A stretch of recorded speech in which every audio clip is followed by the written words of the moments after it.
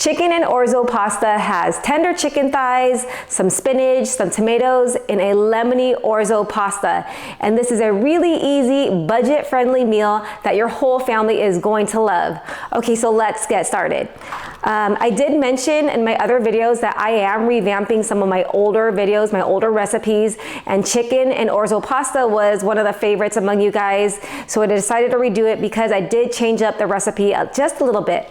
Instead of using bone-in chicken thighs is what I used in the past, I am now using boneless, skinless chicken thighs. Only because the bone-in chicken thighs are a little bit thicker and these are a bit thinner, and this one cooks up a lot quicker because it is gonna cook at the same time as the orzo pasta, and it's gonna only take like 12 minutes for the pasta to cook through. And I wanted to make sure that the chicken is totally cooked through, so I went with a thinner piece of chicken. Okay, so I'm gonna give everything a basic seasoning of some salt and pepper. And I really just love this dish because it's so vibrant, full of fresh flavors. And the orzo pasta is just so delicious. My husband told me that he could easily just scarf down a large bowl of, like, he just, I don't know, he just doesn't get full. He could just, it's one of those dishes that he could eat a lot of. He just loves orzo pasta. And the lemon and the olive oil with the tomatoes and spinach, it just comes out so delicious. I'm gonna go ahead and just get this other side seasoned, and then we'll get working on our tomatoes. In the original recipe, I did use cherry tomatoes, but today I am using Roma tomatoes. I have two really large Roma tomatoes. If you're gonna use Roma tomatoes, you can get 2 or 3. Sometimes they come small, sometimes they're rather large like this. So today I'm only using 2. But just use whatever tomatoes you have on hand.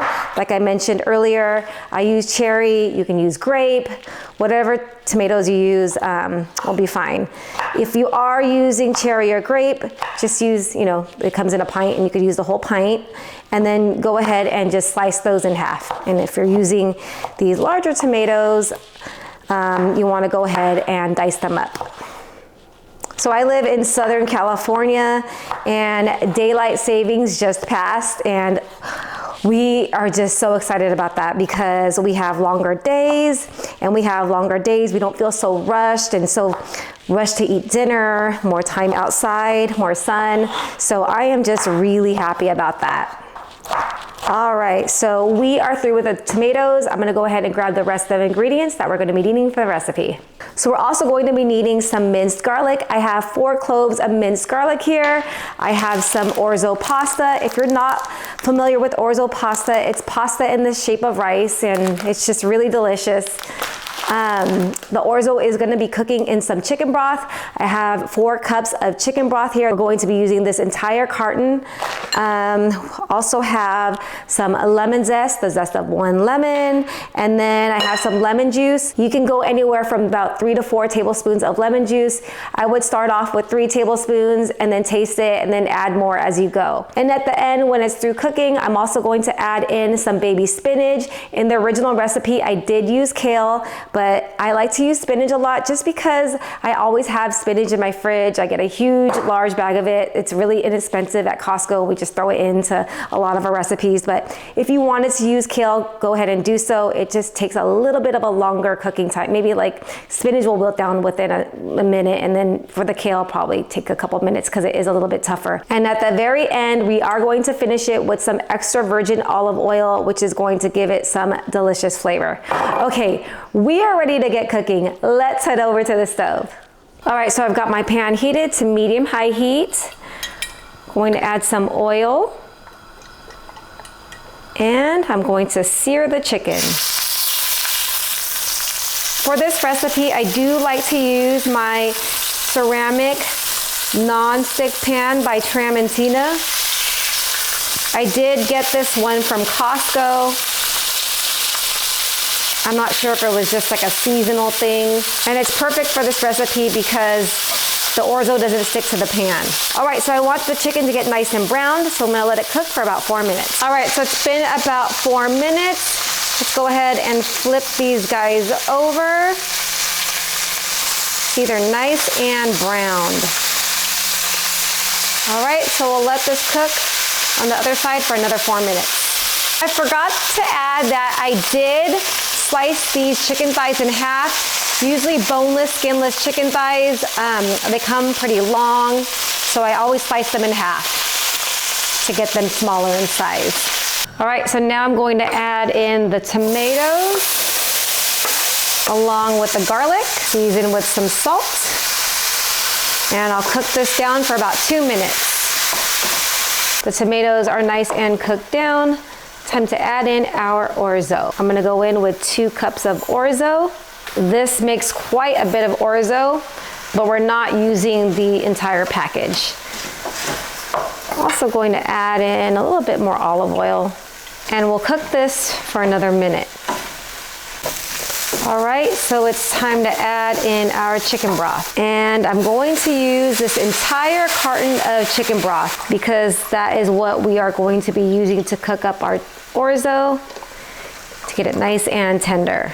Adding in the zest of 1 lemon, 3 tablespoons of lemon juice, and give everything a nice stir. While we wait for it to come to a boil, I'm going to give it a seasoning of some salt and pepper. Now that everything has come to a boil, the chicken is now invited back to the party. Just go ahead and nestle them in here. And I'm not going to leave out those flavorful pan juices. At this point, everything just cooks up together. I'm going to lower the heat to medium-low. I'm gonna cook it until the orzo is completely tender and the chicken is cooked through. So this will take about 12 minutes. See you guys in 12 minutes. All right, it's been about 12 minutes. Let's go ahead and remove the chicken for a moment. Our orzo is looking nice and cooked through. Now it's time to add in our baby spinach. I did add in quite a bit of spinach, but this is our greens for the day. I am not making any side dishes. And this wilts up in like no time. And like I mentioned, if you are going to use kale, you probably want to cook it down for a couple minutes. Time to add in some olive oil. I'm going to add 3 tablespoons of extra virgin olive oil. Some good tasting olive oil.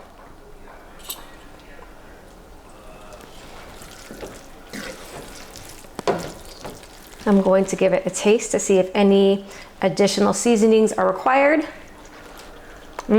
Perfect. Maybe just a little bit more fresh cracked pepper. I would add some red pepper flakes, but you know, the kids. So I'll be adding it to my own dish. So I'm gonna go ahead and just remove it from heat, and I'll nestle the chicken right back into the pan. All right, we are ready to serve this up. And there you have it. 1 pan chicken and orzo pasta. And just look at how tender this chicken came out. I just pushed down with the spoon and it completely just fell apart, and combined with the orzo, it's so yummy. All right, you guys, it is my favorite part of this video. It is time for the taste test. And I'm really excited because this is just looking so good. And I'm just gonna take a bite straight from the pan here. Don't mind if I do. Cheers, you guys. Oh my goodness, you guys, I have so many 1-pan meals, but this 1-pan meal, it's legit. It's so delicious. The chicken is nice and tender. The orzo, it's perfectly seasoned. It's perfectly cooked, combined with the lemon juice, the tomatoes. What else we got here? The olive oil. And we got some spinach. Let me take another bite of spinach. Just make it, you guys. It's a 1-pan meal, easy to put together, it's fresh, it's tasty, your family is going to love it. Anyways, thank you for spending time with me in my kitchen. I hope you guys enjoyed this video. I hope you make this recipe. Go ahead and click on that like and subscribe button. That will definitely help me out. And I'll see you guys on the next one. Take care.